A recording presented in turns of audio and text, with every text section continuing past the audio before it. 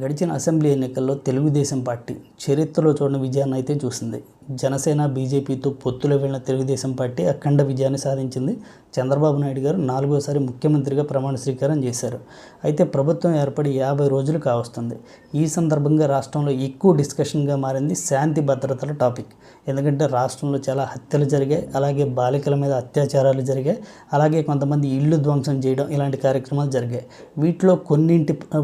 వీటిలో కొన్నింట్లో ప్రభుత్వ ప్రమేయం అనేది ఖచ్చితంగా ఉంది. ఎందుకంటే అంతకుముందు ప్రభుత్వాలు ప్రత్యర్థుల మీద దాడులు చేశాయి, కొంతమందిని చంపాయి.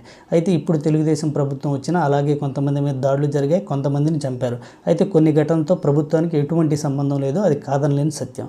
అయితే ఈ ఇన్సిడెంట్లో వైఎస్ఆర్ కాంగ్రెస్ పార్టీ ఖచ్చితంగా ప్రభుత్వం మీద నింద మోపడానికి అయితే ప్రయత్నిస్తుంది. ఖచ్చితంగా అపోజిషన్ పార్టీగా ప్రభుత్వం వైపు తప్పు చూపించడం వాళ్ళ ధర్మంగా భావిస్తుంటారు. సో ఇది ఏ ప్రభుత్వాలు ప్రతిపక్షాల మధ్య రెగ్యులర్గా జరిగే సినారియో.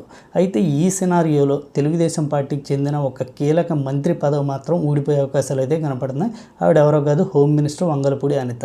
ఎందుకంటే వంగలపూడి అనిత ప్రస్తుతం స్పందించిన దాని ఆధారంగా ఆవిడ మంత్రి పదవి పోయే అవకాశాలు అయితే లేవు.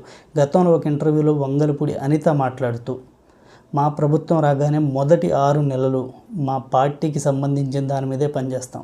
మా పార్టీని అంతకుముందు ఎవరు ఇబ్బంది పెట్టారో, మా పార్టీ కార్యకర్తలను ఎవరు చంపారో, మా పార్టీ కార్యకర్తల మీద ఎవరు దాడులు చేశారో వాళ్ళ సంగతి చూసిన తర్వాత ప్రభుత్వ పరిపాలన మీద దృష్టి పెడతాం అని చేసిన వ్యాఖ్యలు అయితే ఇప్పుడు వైరల్గా మారాయి. సో ఖచ్చితంగా ఈ వ్యాఖ్యల్ని ఆల్రెడీ వైఎస్ఆర్ కాంగ్రెస్ పార్టీ వైరల్ చేయడం మొదలుపెట్టింది. కొంతమంది నాయకులు కూడా ఈ పాయింట్ను రైజ్ చేస్తున్నారు. సో కావాలనే తెలుగుదేశం పార్టీ దాడులు చేస్తుంది అని చెప్పి. నిజానికి అందులో నిజం ఎంత ఉంది, అబద్ధం ఎంత ఉందనేది పక్కన పెట్టిన వైసీపీ మీద దాడుల వెనక వంగలపూడి అనిత స్కెచ్ ఉంది అనే టాపిక్ అయితే ఇప్పుడు ఎక్కువగా మాట్లాడుకుంటున్నారు.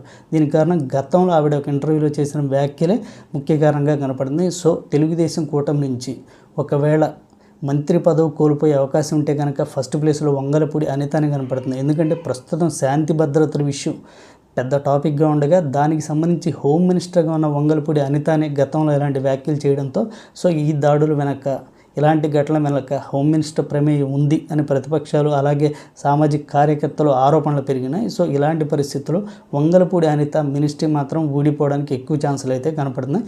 మరి చూడాలి దీనిపైన చంద్రబాబు నాయుడు గారు ఎలాంటి నిర్ణయం తీసుకుంటారు అనేది మాత్రం భవిష్యత్తులో తేలే అవకాశం ఉంది.